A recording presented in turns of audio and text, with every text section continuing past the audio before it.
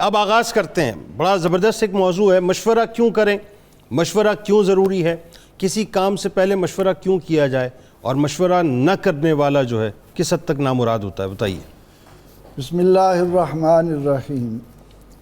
مشورے کی اہمیت تو اسی بات سے عیاں ہے کہ اللہ رب العزت نے قرآن کریم کی صورتوں میں سے ایک صورت کا نام عشورہ رکھا.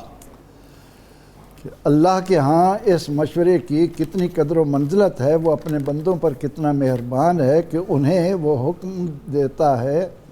اور پھر اللہ تعالیٰ نے اپنے اس انسان کامل کو, جس کی مثلیت اولاد آدم میں ممکن ہی نہیں, جن کی حکمت, جن کی دانائی, جن کا تزکیہ اللہ رب العزت کے ہاں اتنا مقبول, اللہ تعالیٰ قرآن پاک میں اپنے محبوب علیہ السلام کو حکم دے رہا ہے کہ شاورہم فی الامر. سبحان اللہ. محبوب آپ ان غلاموں کو بھی مشورے میں شامل کر لیں, ان سے بھی پوچھ لیں. اور سرکار جو ہے وہ ہر موقع پہ مشورہ فرمایا لیتے تھے. اور اسی مشورے کی میں تھوڑی سی وہ وضاحت کر رہا ہوں کہ غزوہ خندق کے موقع پر جب آپ صلی اللہ علیہ وسلم نے اللہ تعالیٰ کے اس حکم کی روشنی میں مشورہ لیا, تو سیدنا حضرت سلمان فارسی رضی اللہ عنہ کے مشورے نے امت مسلمہ کو کتنا فائدہ دیا. تو نبی اکرم رحمت عالم صلی اللہ تعالیٰ علیہ وسلم نے فرمایا کہ وَأَمْرُهُمْ شُورَى بَيْنَهُمْ, کہ اللہ کے جو نیک بندے ہیں, میرے نبی علیہ السلام کے جو غلام ہیں, ان کے معاملات باہمی مشورے سے طے ہوتے ہیں. واہ, یعنی کنسنسس پیدا کرتے تھے وہ آپس میں. بالکل ہونی چاہیے, کیونکہ جب مختلف ذہن مل کر کسی بات پر مشورہ کر کے کسی نتیجے پر پہنچتے ہیں تو پھر اس میں اللہ کی رحمت شامل ہو جاتی ہے, اور اس کے لیے فائدہ ہی فائدہ ہوتا ہے. یعنی حدیث شریف میں میرے خیال یہاں تک آتا ہے نا اپنے پروفیسر صاحب کہ مشورہ کرنے والا کبھی ناکام اور نامراد نہیں ہوتا. یہ بھی ہوتا ہے, مشورہ ترک کر کے کوئی بھی کام کیا جائے تو بھلائی حاصل نہیں ہو سکتی. بھلائی حاصل نہیں ہوتی. اللہ کے کرم پر ہے, جو چاہے کرے, یفعل اللہ ما یشاء. لیکن ہمارے لیے جو اللہ اور اس کا رسول خطوط متعین کر دیتا ہے, اس میں قدم قدم پر ہمیں بھلائیاں ملتی ہیں. پھر نبی اکرم رحمت عالم صلی اللہ علیہ وسلم نے مشورہ دینے والے کو بھی اس بات کا مقید کیا کہ المستشار مؤتمن, جس سے مشورہ لیا جا رہا ہے وہ امانت دار ہے. ہاں, یعنی امانت ہوتا ہے مشورہ. امانت ہوتا ہے مشورہ. اور پھر یہ کہ مشورہ جب کسی سے لیا جا رہا ہے تو اس پر بڑی ذمہ داری عائد ہوتی ہے کہ وہ مشورہ نیک نیتی کے ساتھ اس کا خیر خواہ بن کر, کیونکہ ہمیں جو دین ملا ہے وہ سراسر خیر خواہی کا دین ہے. سبحان اللہ. تو اس میں نبی اکرم رحمت عالم صلی اللہ تعالیٰ علیہ وسلم نے ہمیں اس بات کا پابند بنا دیا کہ اگر کوئی آدمی اپنے زندگی کے معاملات میں میرے ساتھ مشورہ کرتا ہے اور وہ مشورہ اس کی خلوت کا متقاضی ہے, اس راز کو آگے نہ پہنچایا جائے, تو مجھے اس پر بھی پابند رہنا ہے اور مشورہ بھی بہتر دینا ہے. اور ایسا مشورہ دینا ہے جو اپنے لیے انسان سوچتا ہے. ظاہر ہے کہ یہ تو بتا دیا کہ لا یؤمن احدکم حتی یحب لاخیہ ما یحب لنفسہ. تم میں سے کوئی شخص اس وقت تک مومن نہیں جب تک وہ اپنے بھائی کے لیے وہی پسند نہ کرے جو اپنے لیے پسند کرتا ہو. اور فرض کیجئے کہ اگر مشورے کے لیے کوئی شخص نہ مل رہا ہو تو یہاں تک ہے کہ دیوار سے مشورہ کر لو. یہ تو کہاوت کے طور پر ہے کہ یعنی ظاہر ہے کہ مشورہ تو ہم انسان سے کریں گے. ایک آدمی کہتا ہے کہ جی میں ایسے لوگ تلاش کروں جو مجھے بڑے اچھا مشورہ دیں, وہ نہیں مل رہے, اور ان کے مقابلے میں ایک ایسا آدمی ہے جس کو معاشرے میں اہمیت نہیں دی جا رہی, تو ہم اس سے بھی مشورہ لے لیں, وہ بھی انشاءاللہ العزیز ہمارے لیے مفید ہوگا اور ہم زندگی کی راہوں میں بات آگے بڑھاتے ہیں. اچھا, استخارہ علامہ صاحب کیا, یہ ذرا بتائیے استخارہ کب کیا جائے, کیوں کیا جائے؟ لوگ بڑے پزل رہتے ہیں اس حوالے سے. جنید بھائی, بنیادی طور پہ استخارے کا میننگ یہ ہے کہ اللہ سے خیر طلب کرنا. ٹھیک ہے, یعنی آپ یوں سمجھ لیں کہ یہ مشورے کی اعلیٰ ترین شکل ہے کہ مشورہ آپ انسان سے کرتے ہیں اور استخارہ جو ہے وہ آپ اللہ کے حضور میں کرتے ہیں, اللہ کی بارگاہ میں کرتے ہیں. تو مجھے حضرت سعد بن ابی وقاص رضی اللہ تعالیٰ عنہ کی روایت یاد آ رہی ہے. ان کا من شقاوت ابن آدم ترک استخارت اللہ, فرمایا یہ انسان کی بدبختی ہے کہ وہ اللہ سے خیر مانگنے کو ترک کر دے. مطلب وہ استخارہ کرنا چھوڑ دے. ہمارے ہاں بدقسمتی اور بدنصیبی یہ ہے کہ حالانکہ وہ بڑا سادہ سا طریقہ ہے, ہاں وہ طریقہ بھی لوگوں کو بتا مطلب کوئی اتنا مشکل نہیں ہے وہ کام کہ جو آپ جو ہے وہ نہ کر سکے. ہم چھوٹے چھوٹے کاموں کے لیے بھی ہمیشہ عاملین کے پاس, اور پھر ہمارے معاشرے میں جس طرح جھوٹے عاملین اور جھوٹے بابے جنہوں نے لوگوں کی ان حاجات کو ایکسپلائٹ کیا ہے, انہوں نے یہاں تک کہ لوگ اللہ معاف فرمائے اپنا مال, عزت, یہاں تک وہ سبھی کچھ لٹا دیں, صحیح سب کچھ گوا بیٹھتے ہیں, حالانکہ بڑا سادہ سا اس کا طریقہ ہے. وہ بتائیے لوگوں کو. رحمت کونین صلی اللہ علیہ وسلم کے صحابی حضرت جابر رضی اللہ تعالیٰ عنہ وہ کہتے ہیں کہ حضور علیہ الصلوۃ والسلام ہمیں استخارہ اس التزام سے اور اس اہتمام سے سکھاتے تھے کہ جیسے وہ ہمیں قرآن مجید کی سورت سکھاتے تھے. اتنی اہمیت, اس کی اہمیت کا اندازہ اس بات سے لگا کہ جیسے قرآن کی سورتیں بار بار ریپیٹ کر کے, تو استخارے کو بھی آقا علیہ الصلوۃ والسلام ریپیٹ کر کے سکھایا کرتے تھے. سمپل سی بات ہے کہ یہ حدیث کا مفہوم بھی ہے کہ شاید اپنے ہر کام میں استخارہ کیا, ہر کام میں, حدیث کے لفظ ہیں کہ ہم ہر کام میں استخارہ کرتے تھے, اللہ سے خیر طلب کرتے تھے, اور پھر اس کے نتیجے میں صحابہ کرام علیہم الرضوان جو ہیں انہوں نے پھر وہ جو فتوحات حاصل کی, جو برکات حاصل کی, وہ اسی استخارے کے نتیجے میں تھی, اسی استخارے کے نتیجے میں تھی. سبحان اللہ. وہ کہتے ہیں کہ آقا علیہ الصلوۃ والسلام نے فرمایا کہ وضو کرو, 2 رکعت نفل ادا کرو, اور اس کے بعد یہ دعا مانگو اللہ سے. وہ دعا کیا ہے, میں اس کا مفہوم عرض کرتا ہوں کہ اللہ کے حضور میں عرض کرو کہ باری تعالیٰ انی استخیرک بعلمک, اے اللہ میں تیرے علم کے وسیلے سے خیر مانگتا ہوں. واہ سبحان اللہ. یعنی میرا علم تو محدود ہے اور میں آگے مستقبل میں کیا ہونے والا ہے وہ نہیں جانتا, صحیح, اور مالک تو سب کچھ جانتا ہے, بے شک. تو لہٰذا مجھے اپنے اس علم کے وسیلے سے خیر میں تیری بارگاہ سے طلب کرتا ہوں. وَأَسْتَقْدِرُكَ بِقُدْرَتِكَ, سبحان اللہ. اور مالک میں جو تیری قدرت, اس قدرت کے وسیلے سے اس کام میں طاقت, ہمت, اس کام کو کرنے کی توفیق وہ تیری بارگاہ سے, تیری قدرت سے مانگتا ہوں. سبحان اللہ. وَأَسْأَلُكَ مِن فَضْلِكَ الْعَظِيمِ, اور مالک میں تیرا فضل عظیم مانگتا ہوں. ٹھیک ہے. اور یہ میں سارے سوال اس لیے کر رہا ہوں کہ اِنَّكَ تَعْلَمُ, تو سب کچھ جانتا ہے, وَلَا عَلَمُ, میں کچھ نہیں جانتا, وَأَنْتَ عَلَّامُ الْغُیُوبِ, اور تو ساری چھپی ہوئی باتوں کو جاننے والا ہے. سبحان اللہ. اِنَّكَ تَقْدِرُ, اے مالک تو عَلَىٰ كُلِّ شَيْءٍ قدیر ہے. سبحان اللہ. وَلَا أَقْدِرُ, میرے پاس کسی شے کا کوئی اختیار نہیں ہے. سبحان اللہ. لہٰذا میں تیری بارگاہ سے علم بھی مانگتا ہوں, خیر بھی مانگتا ہوں, اس کے کرنے کی توفیق بھی مانگتا ہوں. سبحان اللہ. اور آگے عرض کرتا ہے بندہ کہ اے باری تعالیٰ, اگر یہ معاملہ میرے حق میں دنیا کے اعتبار سے, دین کے اعتبار سے اور انجام کے اعتبار سے اچھا ہے تو اسے میرے لیے مقدر کر دے, ٹھیک ہے, اس کو میرے لیے آسان کر دے, اس میں میرے لیے برکت ڈال دے, برکت کر دے. اور اگر تیرے علم کے مطابق یہ معاملہ میرے دنیا کے اعتبار سے, دین کے اعتبار سے, انجام کار کے اعتبار سے برا ہے تو اس کو مجھ سے دور کر دے, مجھے اس سے دور کر دے. اچھا, اور اس کے بدلے میں مجھے وہ بھلائی عطا کر کہ جس پر میرا دل راضی ہو جائے. اچھا آخری بات صرف ایک جملے میں, کہ استخارہ کر کے بہت سے لوگ کہتے ہیں سو جاؤ تو خواب میں بشارت آ جائے گی, ایک دن, دوسرے دن, تیسرے دن, یا بہت سے لوگوں کا طریقہ یہ ہوتا ہے کہ کسی بھی نماز کے بعد استخارہ کر لو, پھر دل جس طرف مائل ہو جائے ایکچولی وہی اللہ کی طرف سے خیر ہے.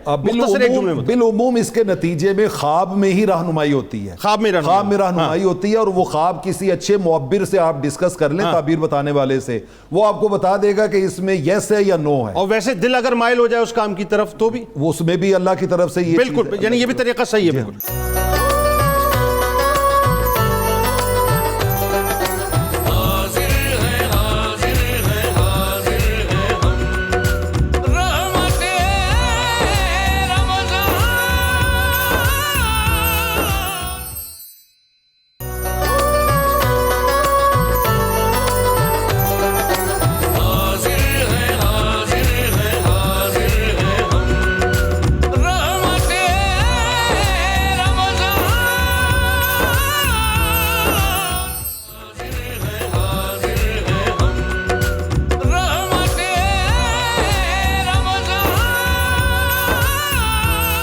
ایک بار پھر ناظرین میں آپ کو خوش آمدید کہتا ہوں. رحمت رمضان کی خصوصی براہ راست شریعت کے آخری لمحات ہیں اور استخارے کے حوالے سے بات ہو رہی ہے. علامہ صاحب بھی بتائیے, بہت سے لوگ استخارہ کر لیتے ہیں اور پھر ہوتا یہ ہے کہ خدا نخواستہ اگر شادی کا کیا، شادی ٹوٹ گئی تو لوگ کہتے ہیں کہ یار استخارہ بھی کیا تھا پھر بھی شادی ٹوٹ گئی، کاروبار کیا، کاروبار تباہ ہو گیا، استخارہ کیا تھا جی پھر بھی مطلب معاملہ خراب ہو گیا، جاب پہ گئے، جاب جو ہے نہیں بن پائی، استخارہ کیا تھا پھر بھی نہیں، تو یہ کیا معاملہ ہے؟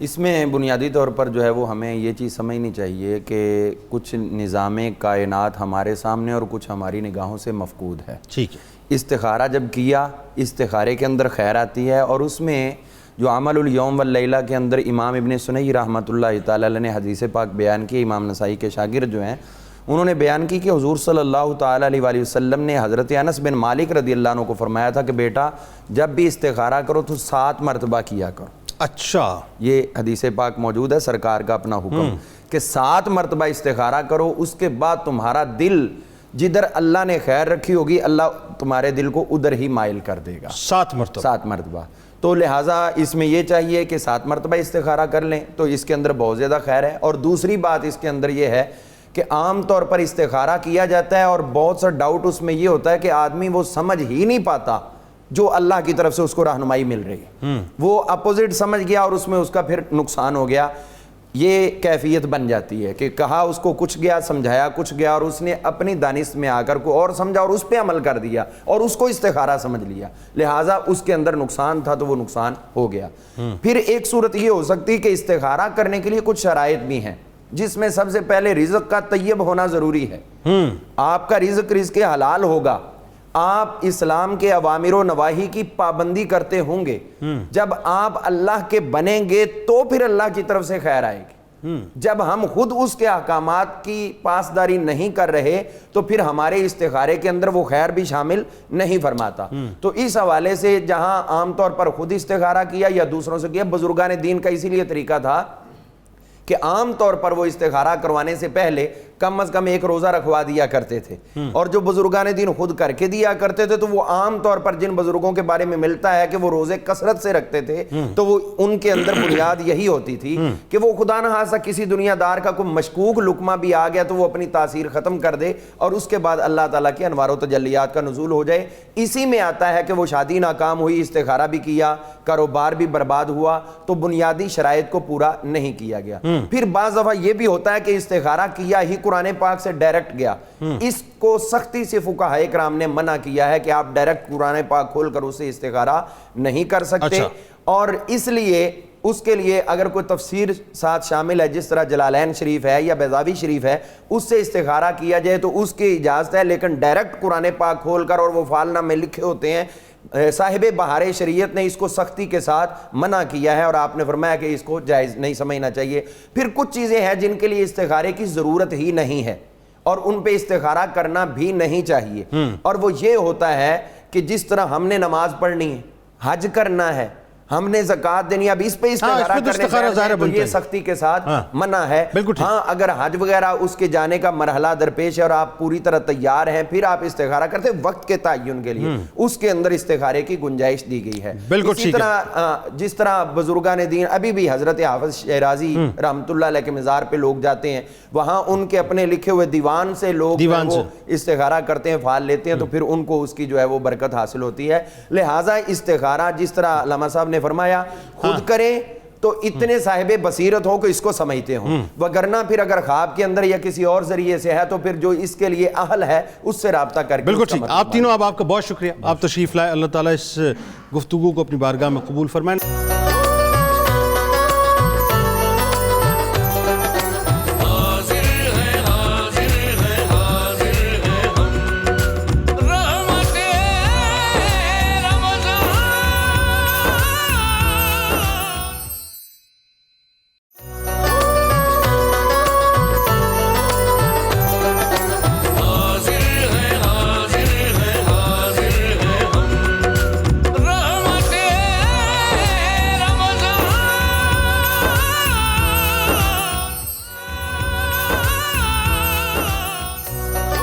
ایک بار پھر ناظرین میں آپ کو خوش آمدید کہتا ہوں، اور سیگمنٹ ہے آپ کا بہت ہی پسندیدہ قصص القرآن، اور آج کا جو واقعہ ہے بڑا انٹرسٹنگ ہے۔ آج مجمع البحرین پر ایک ملاقات ہے حضرت موسیٰ علیہ السلام اور حضرت خضر علیہ السلام کی، اور وہ انتہائی انٹرسٹنگ ملاقات ہے ناظرین۔ اس کے اندر کچھ واقعات بھی ہیں وہ ایسے واقعات ہیں جس کے بارے میں حضرت موسیٰ علیہ السلام کو علم نہیں ہے، حضرت خضر علیہ السلام کو علم ہے، لیکن کمال یہ ہے کہ کیا خوبصورتی کے ساتھ یہ سارا علم منتقل ہوتا ہے، بڑی کمال ملاقات ہے۔ ذرا آئیے اس بارے میں کچھ آپ کو بتاتے ہیں۔ معاملہ یہ ناظرین کہ ایک روایت میں ہے کہ جب فرعون اپنے لشکر کے ساتھ دریائے نیل میں غرق ہو گیا اور حضرت موسیٰ علیہ السلام کو بنی اسرائیل کے ساتھ مصر میں قرار نصیب ہوا، تو ایک دن حضرت موسیٰ علیہ السلام کا اللہ تعالیٰ سے کچھ اس طرح سے مکالمہ ہوا۔ اب وہ مکالمہ کیا ہے ناظرین، وہ سنیے۔ حضرت موسیٰ علیہ السلام عرض کرتے ہیں کہ اے اللہ، تیرے بندوں میں سب سے زیادہ محبوب بندہ کون سا ہے؟ تو اللہ تبارک و تعالیٰ نے فرمایا جو میرا ذکر کرتا ہے اور مجھے کبھی فراموش نہیں کرتا، یعنی جو مجھے فراموش نہ کرے۔ پھر حضرت موسیٰ علیہ السلام نے عرض کیا کہ یا اللہ یہ بتا کہ سب سے بہتر کام کرنے والا کون ہے؟ تو اللہ تبارک و تعالیٰ نے فرمایا جو حق کے ساتھ فیصلہ کرے اور کبھی بھی خواہش نفسانی کی پیروی نہ کرے۔ اس کے بعد حضرت موسیٰ علیہ السلام نے عرض کیا کہ تیرے بندوں میں سب سے زیادہ علم والا کون ہے؟ تو اللہ تبارک و تعالیٰ نے فرمایا جو ہمیشہ اپنے علم کے ساتھ دوسروں سے علم سیکھتا رہے۔ اس کے بعد حضرت موسیٰ علیہ السلام سے اللہ تبارک و تعالیٰ نے یہ بھی فرمایا تاکہ اس طرح سے اسے کوئی ایسی بات مل جائے جو اسے ہدایت کی طرف رہنمائی کرے اور اس کو ہلاکت سے بچا لے۔ اس کے بعد حضرت موسیٰ علیہ السلام عرض کرتے ہیں کہ اگر تیرے بندے میں کوئی مجھ سے زیادہ علم والا ہو تو مجھے اس کا پتہ بتا دے۔ تو اللہ تبارک و تعالیٰ نے فرمایا کہ خضر تم میں سب سے زیادہ علم والے ہیں۔ حضرت موسیٰ علیہ السلام کو یہ بات سن کے ایک تجسس پیدا ہوا کہ یہ خضر ہیں کون علیہ السلام۔ تو پھر اللہ سے کلام کیا کہ یا اللہ میں انہیں تلاش کہاں کروں؟ اللہ تبارک و تعالیٰ نے فرمایا کہ ساحل سمندر پر چٹان کے پاس۔ اچھا جی، ساحل سمندر پر چٹان کے پاس۔ تو موسیٰ علیہ السلام نے پھر عرض کیا کہ میں وہاں کیسے اور کس طرح سے پہنچوں؟ اب ظاہر ہے موسیٰ علیہ السلام چونکہ یہ بات سن چکے تھے کہ ان سے زیادہ علم والے حضرت خضر علیہ السلام ہیں، تو وہ تجسس آپ کی ذات کے اندر بڑھ گیا کہ آخر خضر علیہ السلام ہیں کون، ان سے ملاقات کیسے ہو؟ تو اللہ تعالیٰ سے مزید تفاصیل پوچھی تو اللہ نے فرمایا تم ایک ٹوکری میں ایک مچھلی لے کر سفر کرو، جہاں وہ مچھلی گم ہو جائے گی وہیں خضر سے تمہاری ملاقات ہو جائے گی۔ اچھا، ابن کثیر ناظرین اس بارے میں بتاتے ہیں کہ اس مچھلی پر آپ نے نمک بھی لگایا تھا، اور اس مچھلی کا ایک اور معاملہ تھا، میں آگے جا کے آپ کو بتاتا ہوں، بڑا ایک کمال معاملہ ہے۔ اس کے بعد ہوا یہ ناظرین کہ حضرت موسیٰ علیہ السلام نے اپنے خادم اور شاگرد حضرت یوشع بن نون بن افراہیم بن یوسف علیہ السلام کو اپنا رفیق سفر بنا لیا اور مجمع البحرین کا سفر فرمایا۔ حضرت موسیٰ علیہ السلام چلتے چلتے جب بہت دور چلے گئے تو ایک جگہ آپ ٹھہرے، اور ٹھہرنے کے بعد آپ ذرا استراحت فرمانے لگے تو اسی دوران آپ سو گئے۔ اسی جگہ ناظرین مچھلی ٹوکری میں تڑپ کر سمندر میں کود گئی، یعنی جس وقت حضرت موسیٰ علیہ السلام وہاں تشریف فرما ہوئے اور آرام کرنے لگے، اور عین اس وقت جس وقت آپ پہ نیند کا غلبہ آیا اسی وقت وہ مچھلی اپنی ٹوکری سے، یعنی اس ٹوکری سے نکلی اور اچھلنے کے بعد وہ سمندر کے اندر چلی گئی۔ روایتیں بتاتی ہیں کہ جب وہ سمندر میں گئی ہے تو عالم یہ تھا کہ جیسے وہ ایک غار، ایک سوراخ بناتی ہوئی جاتی تھی، اور اتنی تیزی سے جاتی تھی کہ جہاں سے وہ گزرتی تھی دونوں طرف جو ہیں وہ باقاعدہ برف کی دیواریں بن جایا کرتی تھی۔ یعنی عالم یہ ہوتا تھا کہ مچھلی جو ہے وہ سمندر کی تہہ میں جاتی چلی جا رہی ہے اور وہ ایک ہول کسی صورت یا غار کسی صورت بناتی تھی، اور جہاں جہاں سے وہ گزرتی جاتی تھی دونوں طرف وہ برف کی دیواریں کھڑی ہوتی جاتی تھی۔ حضرت موسیٰ علیہ السلام ناظرین اب قصہ یہ ہوا کہ جب وہ سو گئے اور وہ مچھلی جو ہے وہ جس جگہ ڈوبی تو اس کے بعد وہ اپنی جو ہے پانی میں جگہ بناتی چلی گئی، یعنی وہ ایک سوراخ اور ایک غار کی سی کیفیت بناتی ہوئی آگے بڑھ گئی۔ حضرت موسیٰ علیہ السلام نیند سے جیسے ہی بیدار ہوئے اور آپ آگے چلنے لگے، جب دوپہر کے کھانے کا وقت آیا تو آپ نے اپنے شاگرد حضرت یوشع بن نون علیہ السلام سے مچھلی طلب فرمائی، تو انہوں نے عرض کیا کہ چٹان کے پاس جہاں آپ سو گئے تھے مچھلی کود کر وہیں سمندر میں چلی گئی تھی۔ یعنی ہوا یہ تھا ناظرین، روایتوں میں آتا ہے کہ یوشع علیہ السلام کو اس وقت شیطان نے یہ بھلا دیا تھا، جس وقت مچھلی سمندر میں کودی تو آپ نے یہ سوچا کہ جیسے ہی موسیٰ علیہ السلام اٹھیں گے میں ان کو بتا دوں گا، لیکن شیطان نے اس وقت ان کو بھلا دیا اور وہ اس سے آگے بڑھ چکے تھے۔ ہوا یہ ناظرین کہ وہ یہ عرض کرتے ہیں کہ میں آپ کو بتانا بھول گیا، آپ نے فرمایا کہ ہمیں تو اسی جگہ کی تلاش تھی۔ بہرحال پھر اپنے قدموں کے نشانات کو تلاش کرتے کرتے اسی جگہ پہنچ گئے جہاں جہاں حضرت خضر سے ملاقات کی جگہ بتائی ہوئی تھی، یعنی وہ ایک تک آگے جا چکے تھے. اب اس کے بعد جیسے ان کو پتہ چلا کہ وہاں تو ہم جہاں ٹھہرے تھے وہیں مچھلی جو ہے وہ سمندر کے اندر چلی گئی تھی، تو آپ اپنے جو قدم تھے، قدمین مبارک جو ہیں، ان کو فالو کرتے کرتے دوبارہ آپ اس جگہ پہنچ گئے جہاں کے بارے میں اللہ تبارک و تعالیٰ نے فرمایا تھا ایگزیکٹلی اس جگہ پر تمہاری ملاقات حضرت خضر علیہ السلام سے ہوگی. لہذا ناظرین وہاں پہنچ کر حضرت موسیٰ علیہ السلام نے دیکھا کہ ایک بزرگ کپڑوں میں لپٹے ہوئے بیٹھے ہیں. جب حضرت موسیٰ علیہ السلام نے ان کو سلام کیا تو انہوں نے تعجب سے یہ فرمایا کہ زمین میں سلام کرنے والے کہاں سے آ گئے. پھر انہوں نے پوچھا کہ آپ کون ہیں؟ تو آپ نے فرمایا کہ میں موسیٰ ہوں. تو انہوں نے دریافت کیا کون موسیٰ؟ کیا آپ بنی اسرائیل کے موسیٰ ہیں علیہ السلام؟ تو آپ نے فرمایا کہ جی ہاں، میں بنی اسرائیل ہی کا موسیٰ ہوں علیہ السلام. تو حضرت خضر علیہ السلام نے فرمایا کہ اے موسیٰ، مجھے اللہ تعالیٰ نے ایسا علم دیا ہے جس کو آپ نہیں جانتے، اور آپ کو اللہ تعالیٰ نے ایسا علم دیا ہے جس کو میں نہیں جانتا. یعنی ابھی ناظرین کمال دیکھیے ان کے علم کا، حضرت خضر علیہ السلام کا، کہ ابھی ملاقات ہوئی نہیں ہے صحیح طور سے، ابھی گفت و شنید نہیں ہوئی، ابھی بات چیت نہیں ہوئی ہے، ابھی صرف سلام کا، وعلیکم السلام کا تبادلہ ہوا ہے. اور اگلا جملہ خضر علیہ السلام نے فرمایا کہ اللہ تعالیٰ نے جو علم آپ کو عطا کیا ہے وہ مجھے عطا نہیں کیا، اور جو علم مجھے عطا کیا ہے وہ آپ کو عطا نہیں کیا. مطلب یہ ہے کہ میں علم اسرار جانتا ہوں جس کا آپ کو علم نہیں، اور آپ علم الرائے جانتے ہیں جس کو میں نہیں جانتا. پھر حضرت موسیٰ علیہ السلام نے فرمایا کہ اے خضر علیہ السلام، کیا آپ مجھے اس کی اجازت دیتے ہیں کہ میں آپ کے پیچھے پیچھے چلوں تاکہ اللہ تعالیٰ نے جو آپ کو علوم دیے ہیں اس میں سے کچھ علم مجھے بھی مل جائے؟ تو حضرت خضر علیہ السلام نے فرمایا کہ آپ میرے ساتھ ہرگز ہرگز صبر نہ کر سکیں گے. حضرت موسیٰ علیہ السلام نے فرمایا کہ میں انشاءاللہ صبر کروں گا اور ہرگز ہرگز کوئی بھی نافرمانی میں آپ کی نہیں کروں گا. یہاں ایک بات اور دیکھیں ناظرین کہ حضرت خضر علیہ السلام کو اللہ تبارک و تعالیٰ نے وہ علم عطا فرمایا تھا، یعنی علم اسرار عطا فرمایا تھا کہ آپ تمام باتیں جو ہے آپ کے سامنے بالکل واضح اور روشن ہوتی تھیں. آپ نے فرما دیا تھا کہ آپ صبر نہیں کر سکیں گے، میرے پیچھے پیچھے چل نہیں سکیں گے. لیکن موسیٰ علیہ السلام نے اصرار کیا کہ میں صبر بھی کروں گا اور آپ کی پیروی بھی کروں گا. بہرحال ناظرین پھر کیا ہوا آپ کو بتاتا ہوں. حضرت خضر علیہ السلام نے فرمایا کہ شرط یہ ہے کہ آپ مجھ سے کسی بات کے متعلق کوئی سوال نہیں کریں گے یہاں تک کہ میں خود آپ کو بتا دوں. یعنی میں جو کچھ بھی کروں گا اس سفر کے درمیان آپ نے مجھ سے کوئی کوشچن نہیں کرنا. یعنی آپ نے یہ نہیں پوچھنا کہ اے خضر علیہ السلام آپ نے یہ کیوں کیا، یا یہ کیوں نہیں کیا، یا یہ کس لیے کیا، کس وجہ سے کیا. آپ سوال نہیں کریں گے. ہاں یہ اور بات ہے کہ مجھے جو سمجھ آئے گا میں آپ کو بتا دوں گا. غرض اس معاہدے کے تحت ناظرین، اس معاہدے کے بعد حضرت خضر علیہ السلام نے حضرت موسیٰ علیہ السلام اور حضرت یوشع بن نون علیہ السلام کو اپنے ساتھ لے کر سمندر کے کنارے چلنا شروع کر دیا. یہاں تک کہ ایک کشتی پر آپ کی نظر پڑی اور کشتی والوں نے تینوں صاحبان کو کشتی میں سوار کر لیا اور کرایہ تک نہیں مانگا. جب یہ لوگ ناظرین کشتی میں بیٹھ گئے، کرایہ کیوں نہیں مانگا؟ اس کی وجہ تھی کہ حضرت خضر علیہ السلام کو کشتی والے جانتے تھے. جب یہ لوگ ناظرین کشتی میں سوار ہو گئے تو حضرت خضر علیہ السلام نے اپنی جھولی سے ایک کلہاڑا نکالا اور کشتی کو پھاڑ کر اس کا ایک تختہ نکال کر سمندر میں پھینک دیا.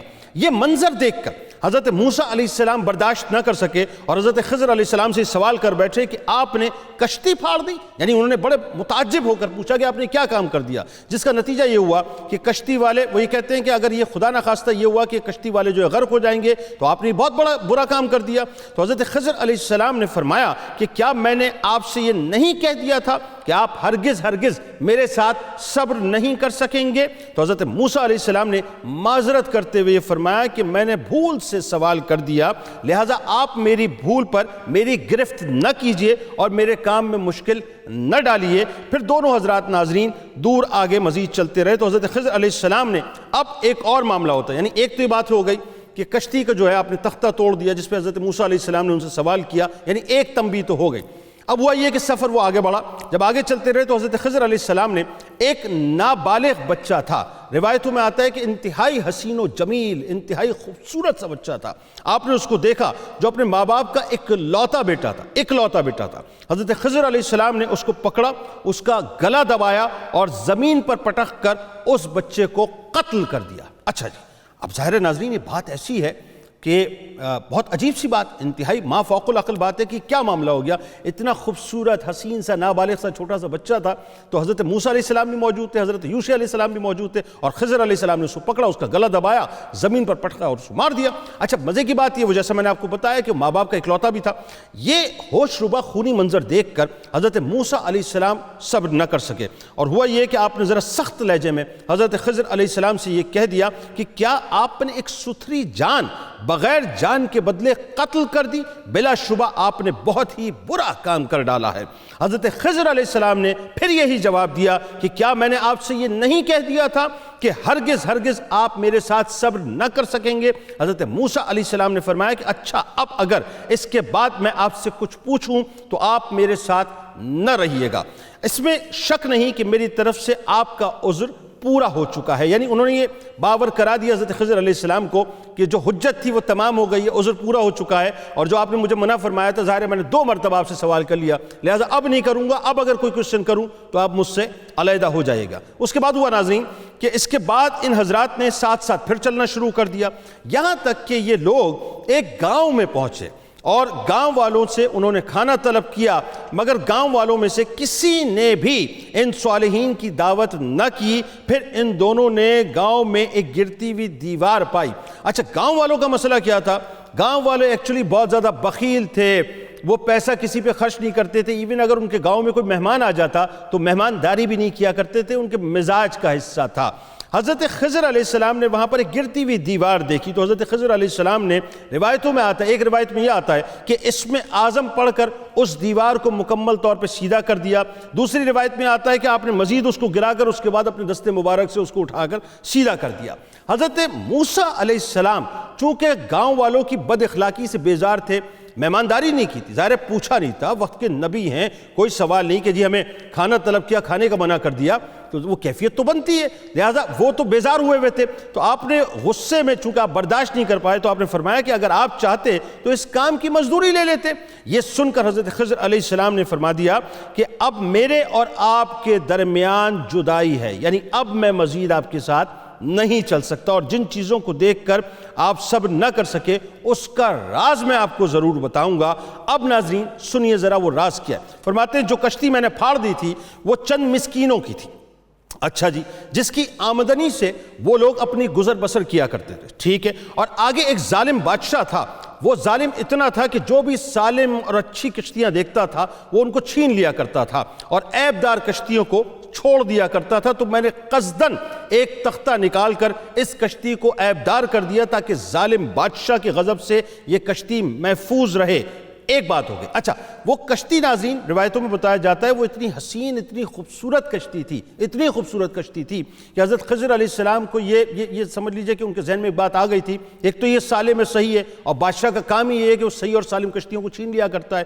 دوسرا وہ اتنی حسین تھی کہ کسی صورت بادشاہ اس کو نہیں چھوڑے گا، لہٰذا عیب دار کرنے کی وجہ انہوں نے بتائی. اچھا جی، جس لڑکے کو میں نے قتل کیا اس کے والدین بہت ہی نیک اور صالح تھے، اور یہ لڑکا پیدائشی کافر تھا، اور والدین اس لڑکے سے بے پناہ محبت کرتے تھے اور اس کی ہر خواہش کو پورا کیا کرتے تھے. تو ہمیں یہ خوف و خطر نظر آیا کہ وہ لڑکا کہیں اپنے والدین کو کفر میں مبتلا نہ کر دے، اس لیے میں نے اس لڑکے کو قتل کر کے اس کے والدین کو کفر سے بچا لیا.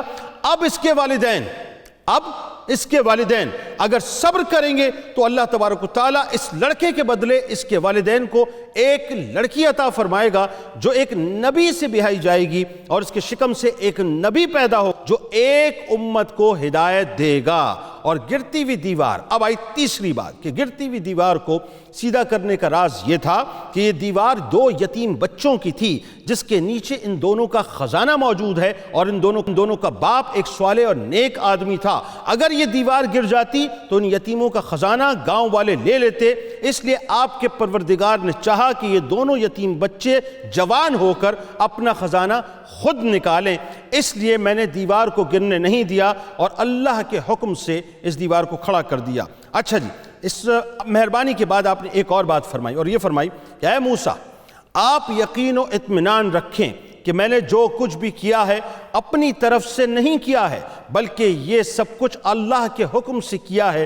اس کے بعد حضرت موسیٰ علیہ السلام اپنے وطن کی طرف ناظرین واپس لوٹ آئے۔ یہ ہے پوری ملاقات حضرت خضر حضرت موسیٰ علیہ السلام کی۔ اب حضرت خضر علیہ السلام کا تعارف کیا ہے وہ ذرا سا سنیے۔ حضرت خضر علیہ السلام کی ناظرین کنیت ابو عباس ہے، اور آپ کا نام جو ہے وہ ظاہر مطلب خضر ہے، اور یہ آپ کا بیسیکلی لقب بھی ہے، یعنی اس کا جو عربی زبان میں ترجمہ بنتا ہے وہ احمد بھی بنتا ہے۔ اچھا جی، اس میں یوں سمجھاؤں آپ کو کہ خضر علیہ السلام آپ کی جو کنیت ہے وہ ابو العباس، نام بلیہ ہے، اور ان کے والد کا نام ملکان ہے۔ بلیہ سریانی زبان کا لفظ ہے، عربی زبان میں اس کا ترجمہ احمد بنتا ہے، اور خضر ان کا لقب بنتا ہے۔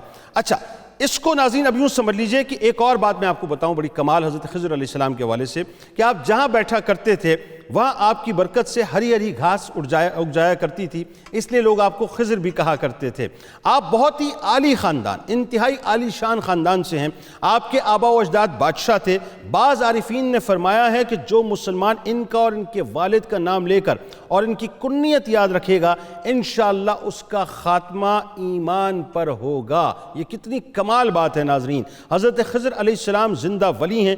بعض لوگوں نے حضرت خضر علیہ السلام کو نبی بتایا ہے، لیکن اکثر علماء کا قول یہی ہے کہ آپ ولی ہیں، اور جمہور کا یہی قول ہے کہ آپ اب بھی زندہ ہیں اور قیامت تک زندہ رہیں گے۔ اس کی ایک وجہ بھی بتائیے۔ وجہ یہ بتائیے کیونکہ آپ نے آب حیات پی لیا ہے، اور آپ کے گرد بکثرت اولیاء کرام جمع رہتے ہیں اور فیض آپ سے پاتے رہتے ہیں۔